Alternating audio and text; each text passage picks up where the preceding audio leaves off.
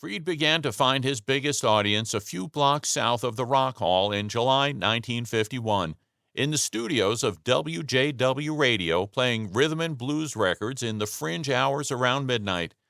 Leo Mintz, owner of the Big Record Rendezvous store, supplied the idea, the sponsorship, the records, and the words rock and roll. Freed, who had grown up in Northeast Ohio loving music and had worked his way up from stations in Newcastle, Pennsylvania, Youngstown, and Akron, supplied the energy, the enthusiasm, and ultimately the passion.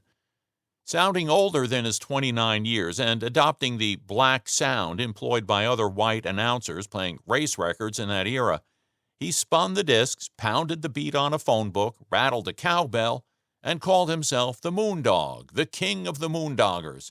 He called the show a party and developed a following among an underserved African-American audience. Then Freed, Mintz, Akron booking agent Lou Platt, and Milton Culkin, Mintz's brother-in-law and store manager, dreamed up the Moondog Coronation Ball, a 10 p.m. to 2 a.m. Friday night gala at the Cleveland Arena, for March 21, 1952. Freed, urged on by Mintz, told his listeners to calm down and rock and roll. They did, and the crowd far exceeded the arena's capacity of 11,000. The result, Cleveland's Daily Plain Dealer reported, was a near brawl as thousands of angry ticket holders milled about outside and others demanded admission, breaking down a door in the rush. Police ended the ball at 10:45 p.m., observing the place was so filled that nobody could dance or hear the music. Eventually, it would be recognized as the first rock and roll show.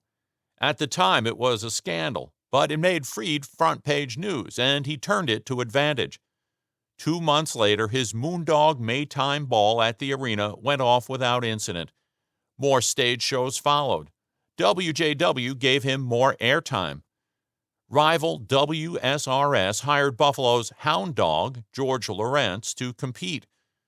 When all the hip black people heard what we were doing on the radio, they went crazy, Lawrence said years later.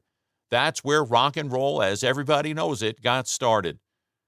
Something more happened. Leo Mintz saw it at his store, nicknamed the VU. The listening booth in the back of Leo's store was the first around, and he had loudspeakers promoting what was being heard, recalled Jay Tratner, who worked for him and became his son-in-law. He noticed that white kids were starting to buy this race music, and he watched them rock and roll down the aisle to the listening booths.